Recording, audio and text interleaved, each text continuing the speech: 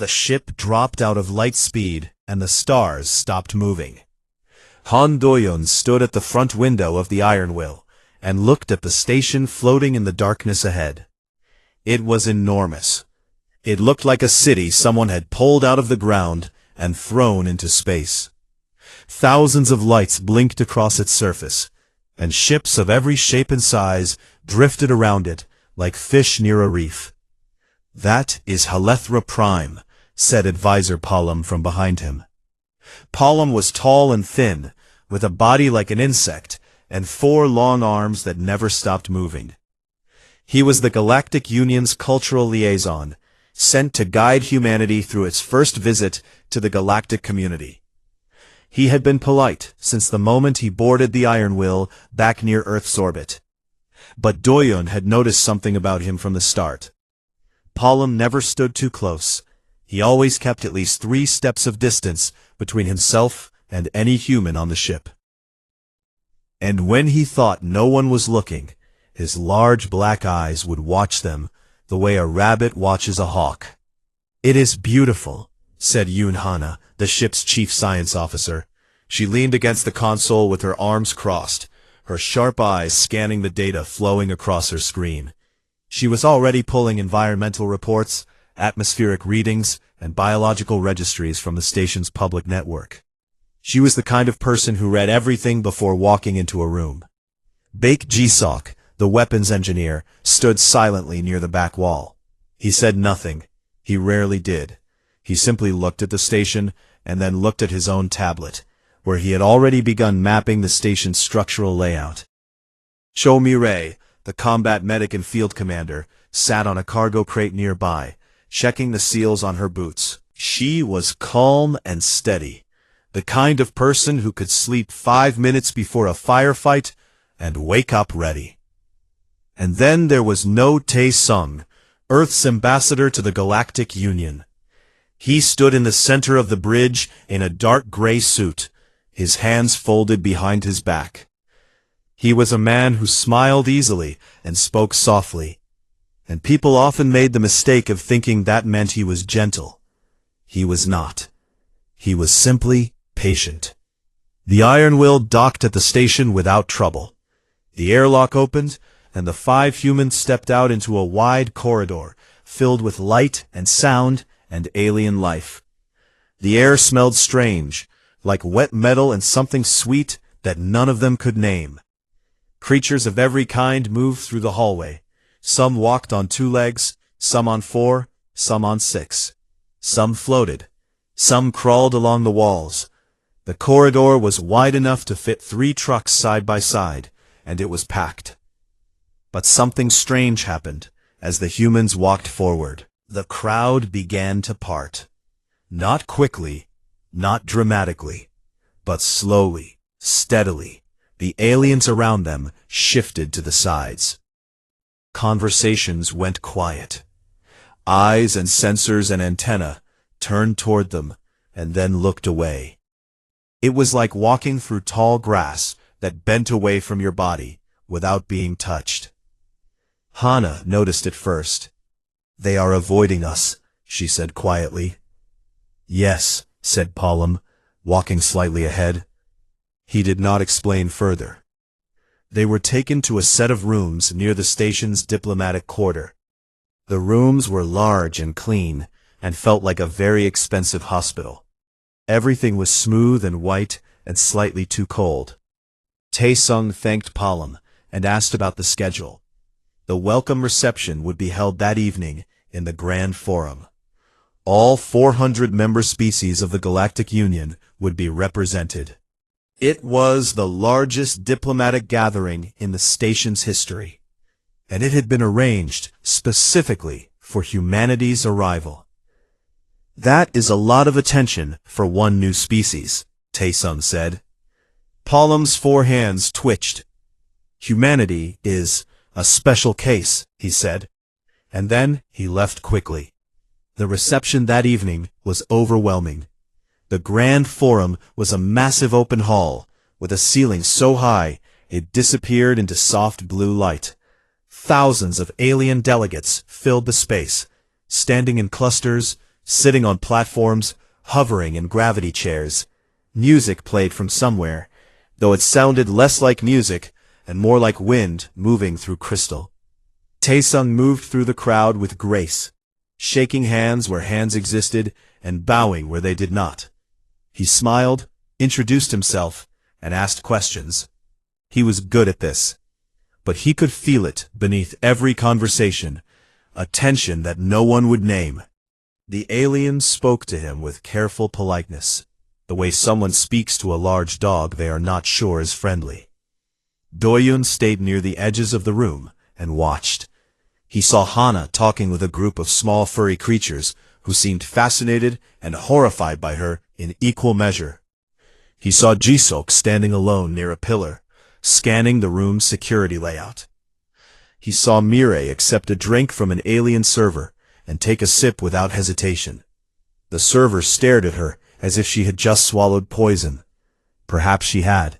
She shrugged and said it tasted like lime. Then the lights dimmed. A tone sounded across the hall, deep and resonant, and the crowd went still. At the far end of the forum, a platform rose from the floor. Standing on it was Grand Arbiter Tessic, head of the Galactic Council.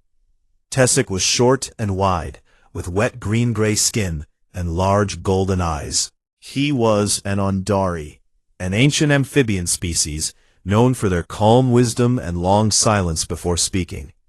Tessic looked out at the crowd. Then he looked directly at the 5 humans standing together near the center of the hall. He opened a document on the glowing screen in front of him and read from it in a voice that carried across the entire chamber without effort. The Galactic Biological Index has completed its assessment of the species known as human, originating from the planet designated Earth, a Class 12 death world in the outer arm of the galaxy. Doyun felt his stomach tighten. Hana's eyes went wide. Taesung's smile did not change, but his fingers curled slightly behind his back. Tessic continued. Based on biological capability, environmental origin, behavioral patterns, and combat potential, the index has assigned the following classification. The silence in the hall was so complete that Doyun could hear his own heartbeat. Congratulations to the species known as human, Tessic said. You have been formally classified as the most lethal biological organism in recorded galactic history. No one moved. No one spoke. 400 species stared at the 5 humans standing under the lights.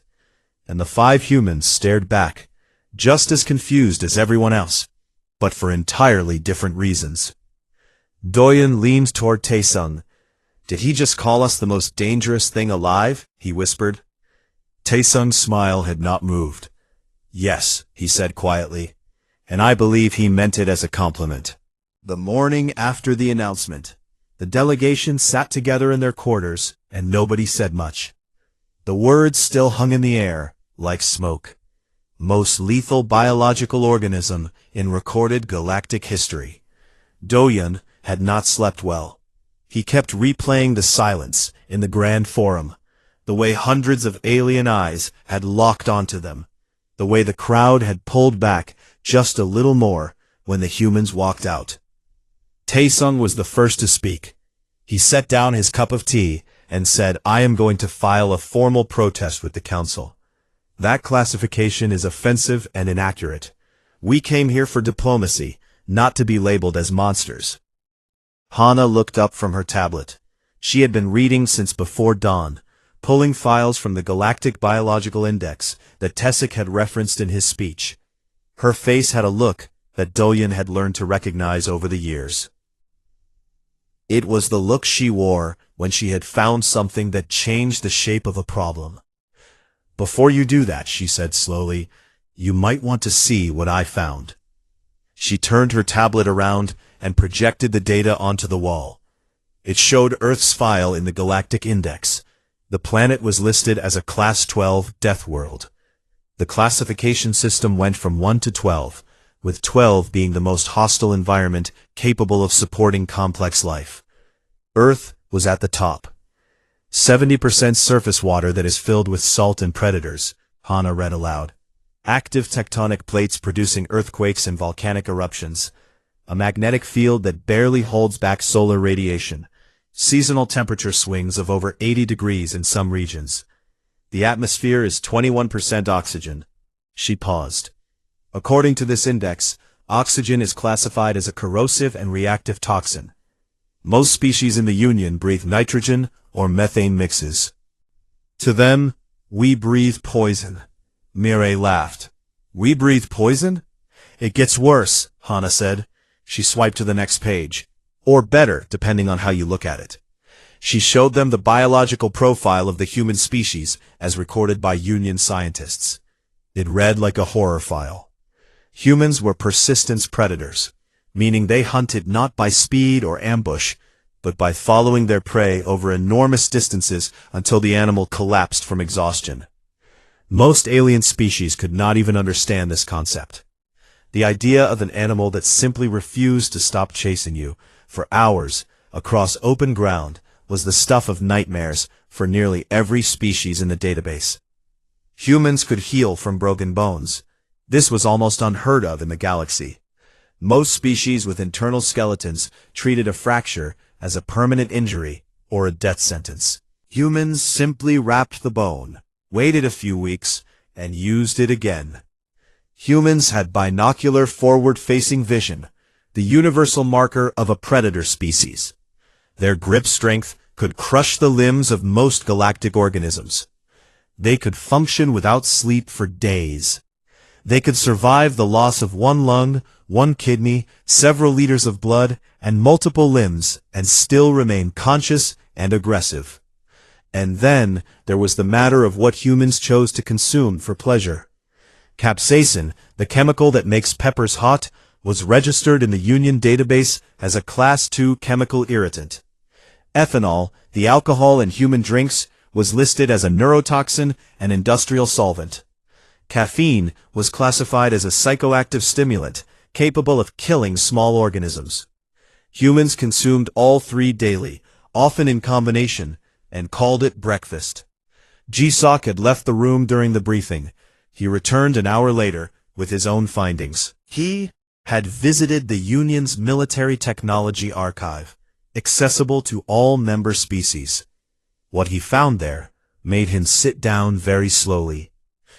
Their standard infantry weapon, he said, fires a low-energy pulse designed to stun or cause minor burns. It takes several shots to seriously injure most species. He placed his sidearm on the table. It was a standard Earth military pistol. This fires a metal projectile at 900 meters per second. It would go through their body armor, through the soldier behind it, and through the wall behind them. He paused. Our basic sidearm is more powerful than their vehicle-mounted weapons. The room went quiet again. Mireille added her own story. She had been invited that morning to a joint exercise with the station's alien security forces, a friendly demonstration of fitness. She had sparred lightly with a security officer from a species called the Kelvori, who were considered strong and well-built by galactic standards. During the grapple, she had gripped his arm to control his movement. The way she had been trained, nothing aggressive, just a basic hold. She had dislocated his joint. The Kelvori officer had screamed and fallen to the floor. The other officers in the room had backed away from her, like she was a grenade with the pin pulled. I barely squeezed, Mireille said. She looked at her hands. I thought he was resisting. He was actually trying his hardest. Doyen sat with all of this, and felt the ground shift beneath his understanding of the world. He had spent his entire career thinking of humanity as average. Competitive, yes. Tough, sure, but nothing extraordinary. Now he was learning that the galaxy saw them the way humans might see a tiger walking into a kindergarten. That evening, Advisor Pullum came to their quarters. He was quieter than usual, and his 4 hands were pressed flat against his sides, which Hana had learned was a sign of distress in the Veli species. He asked to speak with Doyun alone. They stood by the window overlooking the station's central hub. Palom was silent for a long time. "I must tell you something," he said at last. "Before the invitation was sent to your world, there was a vote. Several species on the council proposed that Earth's solar system be quarantined permanently. No contact, no trade, a boundary placed around your star that no one would cross." Doyun stared at him. "Why didn't they do it?" Palom's black eyes blinked slowly. "Because they were afraid of what your kind would do when you found out." He left without saying anything more. Taesung did not file the protest. He sat alone in his room that night, with the lights off, looking at the file Hana had compiled. He read every line. He read the section on persistence predation 3 times. He read the part about humans bonding with wolves and turning them into loyal companions, and how the galactic community considered that act to be evidence of insanity. He closed the file and leaned back in his chair. Humanity had come to the stars, expecting to find its place among equals. Instead, it had found a galaxy full of creatures who looked at them the way a village looks at a dragon. And the worst part, the part that Taesung could not stop thinking about, was that the galaxy was not wrong. They were not being welcomed. They were being watched. And everyone in that station was holding their breath, waiting to see what the humans would do next. The alarm came 3 days later. It was not a sound any of the humans recognized, but the way every alien on the station suddenly stopped moving told them everything they needed to know. Something bad had happened. Doyen was in the station's observation lounge when Palom found him. The advisor's skin had gone pale, the color draining from his exoskeleton the way blood drains from a human face. His 4 arms hung loose at his sides. He looked like he had seen something die. "The Kravik Dominion has attacked," Palom said. His voice was flat and thin. 3 colony worlds on the Union's eastern border, Vesha 4, Talik, and Sunis Point. All 3 have been occupied. The garrisons have been destroyed. Doyen felt his jaw tighten. How many civilians? Over 2 million across all 3 worlds. Within the hour, the Grand Forum was filled again. But there was no music this time, no polite introductions, no careful diplomacy. The chamber was loud with panic and anger. Species that had not spoken to each other in decades were shouting across the room. Some delegates were weeping. Others sat frozen in silence. Grand Arbiter Tessic stood on his platform and raised his hand. It took a long time for the room to go quiet. He explained the situation. The Kravik Dominion was a militaristic empire led by a reptilian predator species that had terrorized the Union's borders for over 300 years. They were large, fast, and aggressive. They lived for dominance and conquest. A ceasefire had held for the last 40 years, but it had always been fragile, built more on the Kravik's convenience than on any real desire for peace. Now Commander Duren, the Kravik military leader, had broken that ceasefire. His forces had swept into the 3 colonies with overwhelming speed. He had broadcast a message to the Union that was simple and cruel. Any attempt to reclaim them would result in the destruction of the civilian populations. Tessic opened the floor for proposals. What followed was painful to watch. The Union's military commanders gave their assessments. Their combined fleet was large, but scattered across hundreds of systems. Mobilizing a counteroffensive would take at minimum 6 standard months. Their ships were built for defense and patrol, not for rapid assault. Their soldiers were trained to hold positions, not to storm them. Every plan they presented was slow, cautious, and careful. Doyun stood near the back of the chamber with his crew. Hana was monitoring the tactical data on her tablet. Jiseok had his arms crossed, his eyes narrow and focused, running calculations in his head that no one had asked for. Mireille stood with her feet apart and her hands behind her back, the way she always stood when she was getting ready for something. Then he walked to the center of the forum floor. Every eye in the room turned to him. "Ambassador No," Tessic said. "You wish to speak?" "I do," Taesung said. He looked around the room at the hundreds of alien faces staring at him. Some looked hopeful. Most looked afraid. "My crew and I are willing to help. The Iron Will is a single ship, but it is fast, it is armed, and it is crewed by humans. We can be at Vesha 4 in 16 hours. The room erupted. A dozen voices spoke at once. Some were grateful. Some were horrified. A tall delegate from a feathered species stood and said what many were clearly thinking. "You are asking us to unleash the most lethal species in the galaxy upon this conflict. Do you understand what you are offering?" Taesung's expression did not change. "I am offering to save 2 million lives," he said. "What are you offering?" The feathered delegate sat down. Tessic called for a private session with the senior council members. It lasted 2 hours.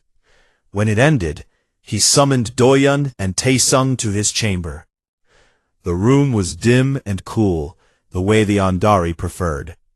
Tessic sat behind a curved desk covered in glowing documents. He looked older up close, his golden eyes heavy with something Doyun could only describe as exhaustion that had lasted centuries. "I am authorizing your mission," Tessic said. "You will proceed to Vesha 4. You will attempt to liberate the colony and neutralize the Kravik ground command." Doyun nodded. "Understood." Tessic looked at him for a long moment. "Captain Han, I have read your species' history. I have seen what humans do in war.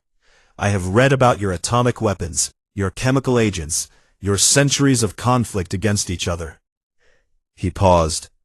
"Please try to leave survivors." Doyun held his gaze. "We are not what you think we are, Arbiter." "I hope that is true," Tessic said softly, "for everyone's sake." The Iron Will departed from Helethra Prime within the hour. The crew moved through the ship with a kind of energy that Palom, who had insisted on coming along as an observer, found deeply unsettling. They were not panicking. They were not even particularly tense. They were preparing. And they were doing it with the calm focus of people who had done this many times before. In the weapons bay, Jisiok unveiled what he had been building since they arrived at the station. He had studied the Union's technology manuals, borrowed components from the station's open engineering library, and combined them with Earth's weapons systems. The result was a gravity pulse cannon, a device that could compress a wave of gravitational force into a focused beam. It was crude by his standards, he said, but it would work. Mirai gathered the small security detail that had been assigned to the Iron Will and briefed them in the cargo hold. 6 soldiers, all human. She looked each one in the eyes and told them what they were walking into. A hostile occupation by a species bigger, faster, and better armored than them. A civilian population held hostage. A ground command that needed to be disabled. "We go in quiet," she said.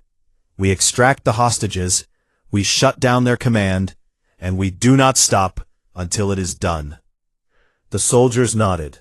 None of them looked afraid. Palom, standing in the corner, noticed this and felt a chill move through his exoskeleton that had nothing to do with the temperature. Hana sat at her station on the bridge, running biological scans of the Kravik species. She was looking for weaknesses, sensitivities, anything she could use. She smiled, in a way that made Palom look away. Doyen sat in the captain's chair and watched the stars streak past. In 16 hours, they would arrive at Vesha 4. 1 human ship against a Kravik blockade fleet.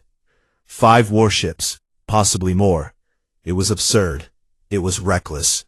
It was exactly the kind of thing humans had been doing to each other for 10,000 years. He opened a channel to the crew. "All hands, this is the captain. We drop out of light speed in 15 hours. Get some rest. Eat something. Check your gear."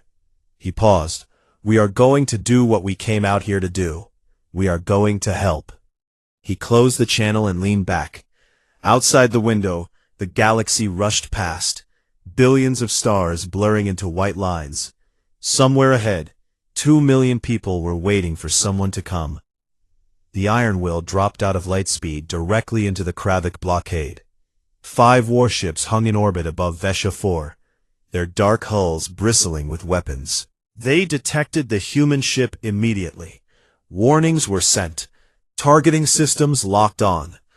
But for 3 full seconds, nothing happened. Because no species in the recorded history of the Kravik Dominion had ever flown toward them on purpose. Their systems flagged the approach as an error.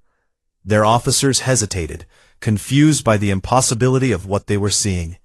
3 seconds was all Doyun needed.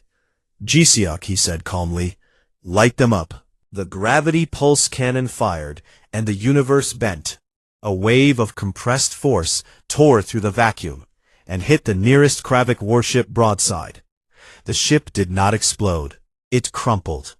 The hull folded inward like paper being crushed in a fist, and the vessel went dark and began to drift. The second shot hit another warship before its crew could even finish turning toward the Iron Will. Its engines ruptured, and a chain of small explosions rippled along its spine.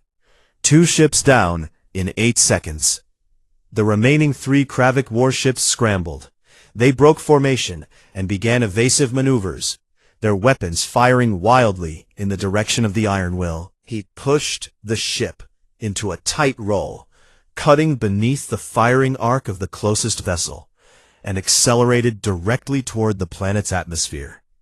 "They are trying to box us in," Hana called from her station, tracking the enemy positions on her screen. "Let them try," Doyun said.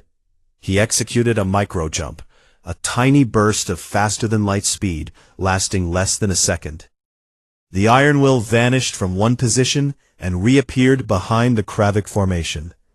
It was a move that no Union species would attempt, because the margin for error was measured in fractions of a heartbeat. Get it wrong, and you appear inside a planet or in the heart of a star. Doyun had practiced it 400 times in simulation, and 11 times in real combat back on Earth. The Kravik ships spun around, confused. Their sensors had lost the human vessel, and found it again in a place that made no tactical sense. Jisek used the moment to fire the gravity cannon a 3rd time. The shot clipped the engine block of a 3rd warship. It did not destroy it, but the ship began listing to one side, bleeding atmosphere and losing power. The remaining 2 warships did something the Kravik had not done in centuries. They began broadcasting distress signals. Doyun did not pursue them. That was not the mission. He pointed the Iron Will at Vesha 4 and dove into the atmosphere.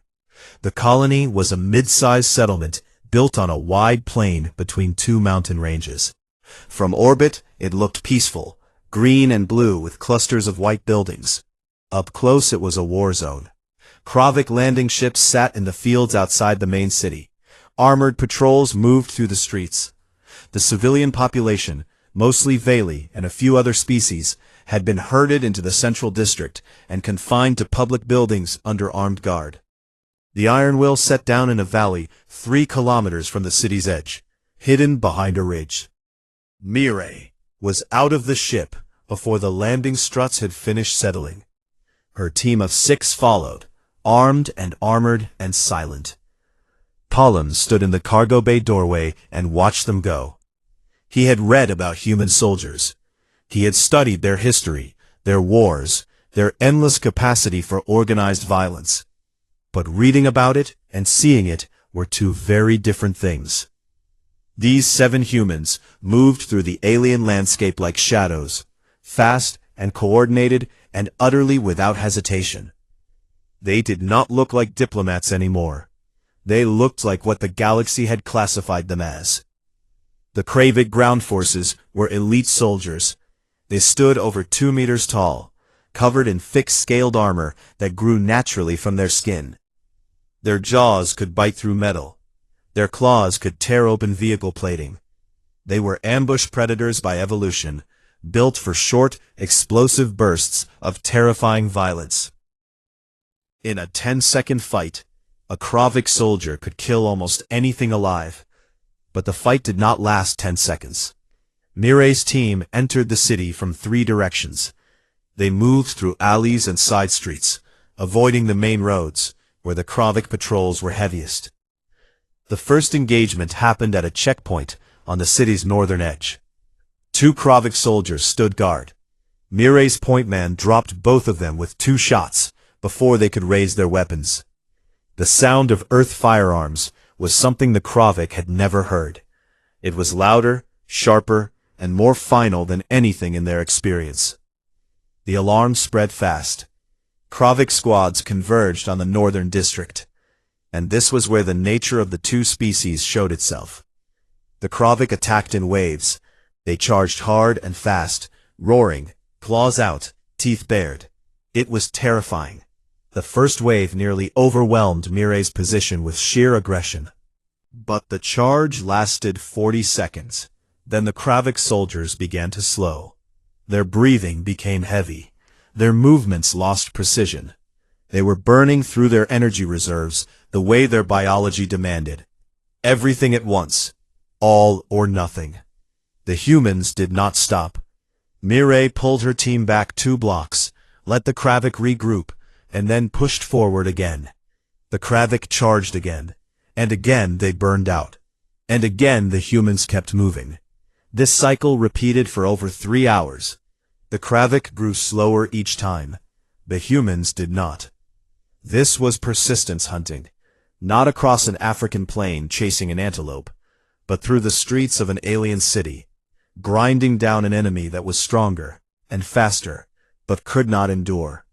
The Kravik had never faced anything like it. They were predators who had never met a predator that simply refused to stop. While Mirai's team drew the ground forces into an endless chase, Hana executed her part of the plan from the Iron Will. She had spent the journey studying Kravik biology and had found what she needed. Their species had an extreme sensitivity to certain chemical compounds, particularly those found in the capsicum family of earth plants.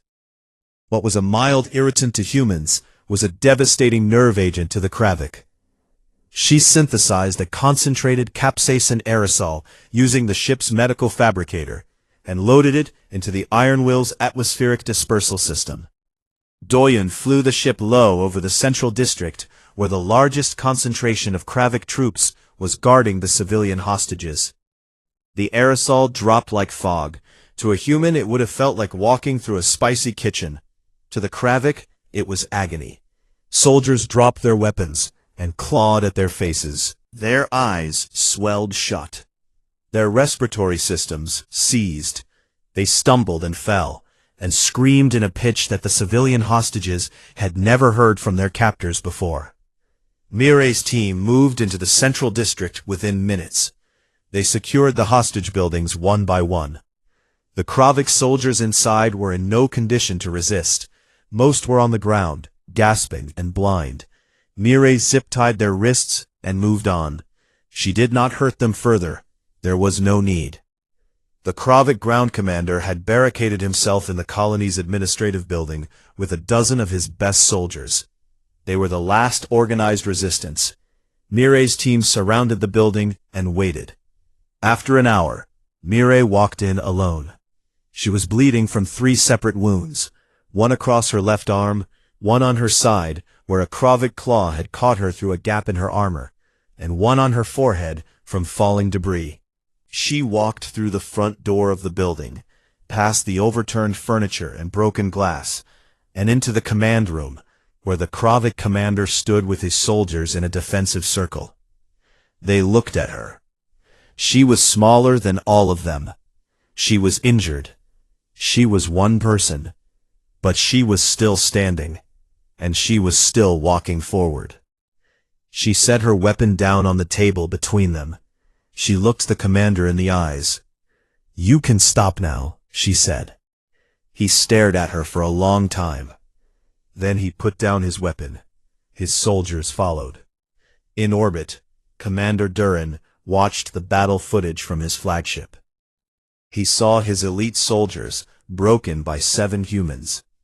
He saw his blockade scattered by 1 ship. He saw his ground commander surrender to a bleeding woman who had walked through his defenses alone and unarmed. He ordered a full retreat. As the Kravik fleet limped away from Vesha 4, the Iron Will broadcast the battle footage to the entire Galactic Union communication network. Every species on every world with a receiver saw what had happened. They saw humans run for hours without stopping. They saw a weapon built from borrowed parts tear warships apart.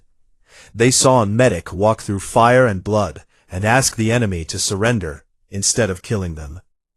Back on Halethra Prime, Advisor Polam stood in a crowded room full of delegates, watching the footage in silence. One of them turned to him with wide, trembling eyes. "What are they?" the delegate whispered. Polam watched the screen. He watched Cho Mireille set down her weapon and offer mercy to the creatures that had tried to kill her. He watched Han Do-yoon fly his ship like a man who had already decided he was not going to die today. "Now you understand," Polam said quietly, "why we classified them the way we did." The Kravik Dominion sued for peace 4 days after the Battle of Vesha 4. It was the first time in their recorded history that they had asked for a ceasefire instead of demanding one. Commander Durin sent a private encrypted message to the Iron Will as his fleet withdrew to Dominion space. It contained only 1 line, "What are you?" Doyon sat in his chair on the bridge, staring at the message for a while. Then he typed a single word back, "Tired." He closed the channel and went to check on his crew. Mireille was in the medical bay, finally allowing Hana to treat the 3 wounds she had been ignoring for the last 12 hours. Jisek was in the weapons bay, already disassembling the gravity pulse cannon and making notes on how to build a better one. Taesung was in his quarters, sitting in silence, preparing for what came next. But the harder fight was just beginning. The Iron Will returned to Halethra Prime to a reception that was nothing like the first one. There were no formal introductions, no careful distances, no polite smiles hiding fear. The docking bay was filled with hundreds of aliens who had come simply to watch the humans walk off their ship. Some of them were from Vesha 4, Veli civilians who had been freed from the occupation. They pressed forward as the crew descended the ramp, reaching out with shaking hands and trembling limbs, speaking words of thanks in languages the humans could not understand, but did not need to. Mireille, her arm in a sling and a bandage across her forehead, knelt down to meet a small Veli child who had run forward from the crowd. The child touched her face with tiny, careful fingers, as if checking whether she was real. Mireille smiled and said hello. The child made a sound that Polam later told her meant something close to safe now. But beneath the gratitude, a storm was building in the council. The battle footage had spread to every corner of the Galactic Union. Every species had seen what humanity could do, and while many were grateful, many more were terrified. A single human ship had dismantled a Kravik blockade. 7 human soldiers had defeated an occupation force that outnumbered them 100 to 1. And they had done it with weapons built from spare parts and tactics that no galactic military strategist could have predicted. The question that rippled through the Union was not whether humanity was useful, it was whether humanity was safe. A faction within the Council, led by several of the older and more cautious species, proposed a new classification for humans. They called it Controlled Threat Status. On paper it looked like an alliance. In practice, it was a leash. Humans would be permitted to remain in Union space, but under strict oversight. Their weapons would be regulated. Their ships would be tracked. Their movements would be monitored. They would be allies in name and prisoners in everything else. Taesung learned about the proposal from Polam, who came to his quarters late at night with his 4 hands pressed flat against his chest in distress. "I am sorry," Palom said. "I tried to argue against it, but the fear is very strong." Taesung thanked him and asked him to arrange a session before the full council. Palom hesitated. "What will you say?" he asked. "The truth," Taesung said. The grand forum was full again. Every seat, every platform, every hovering gallery was packed. 400 species had gathered to decide what to do with the 5th. The 5 humans stood at the center of the floor, exactly where they had stood on the night of the announcement. But everything had changed since then. The aliens no longer looked at them with quiet curiosity. They looked at them with something raw. Some faces held gratitude, some held awe, many held fear. Grand Arbiter Tessic called the session to order. The proposal for controlled Brett status was read aloud. Taesung listened without expression. When it was finished, Tessic asked if the human delegation wished to respond. Taesung stepped forward. He did not raise his voice. He did not make threats. He spoke the way he always spoke, softly, clearly, and with the kind of patience that could outlast stone. "You are afraid of us," he said, "and I will not insult you by telling you that you are wrong." The room went very still. Humans are dangerous. This is a fact. We evolved on a world that tried to kill us every single day, and we survived not by being the strongest or the fastest, but by being the most stubborn. We do not give up. We do not stop. And when something threatens the people we care about, we become something that even we are sometimes afraid of. He paused and looked around the chamber. "You have read our biology. Let me tell you about our history. We have fought wars that burned entire continents. We have built weapons that could crack our own planet in half. We have committed acts of cruelty against each other that would make the Kravik look gentle. We know exactly what we are capable of because we have done it all, to ourselves." Several delegates shifted uncomfortably. A low murmur moved through the crowd. "But that is not the whole story," Taesung continued. "Because we have also built hospitals in the middle of war zones. We have written music that makes strangers weep.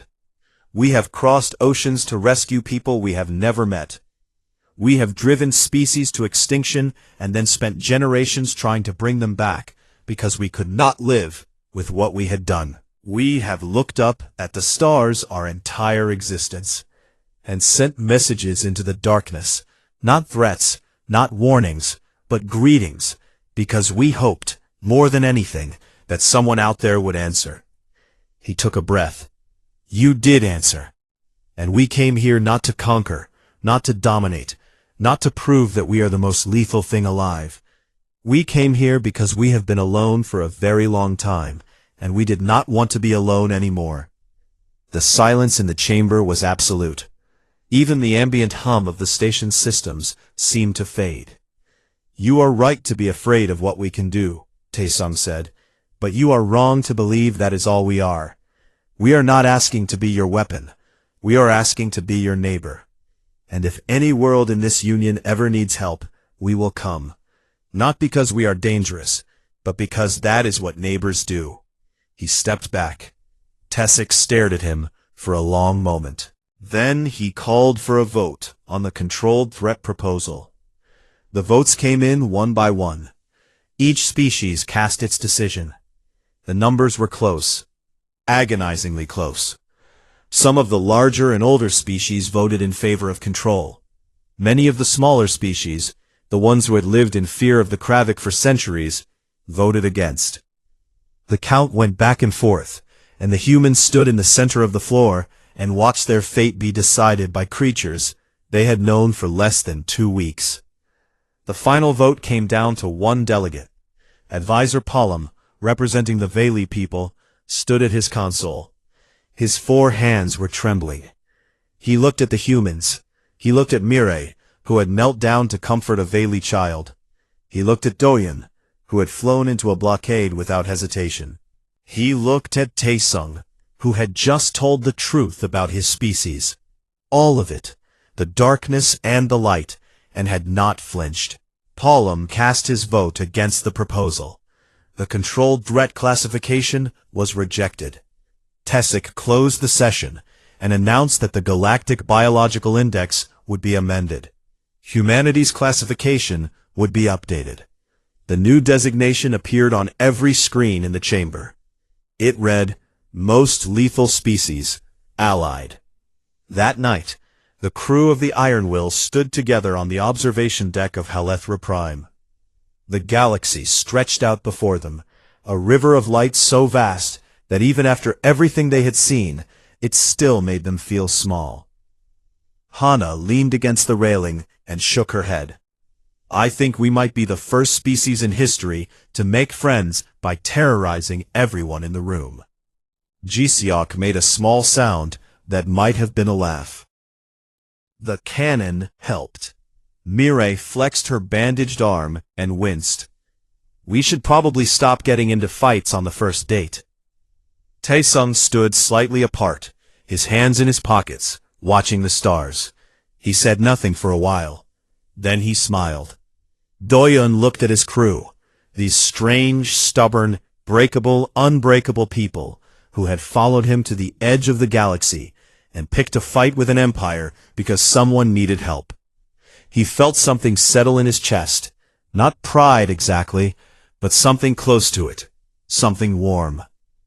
Sounds about right, he said. Far below them, the station hummed with life.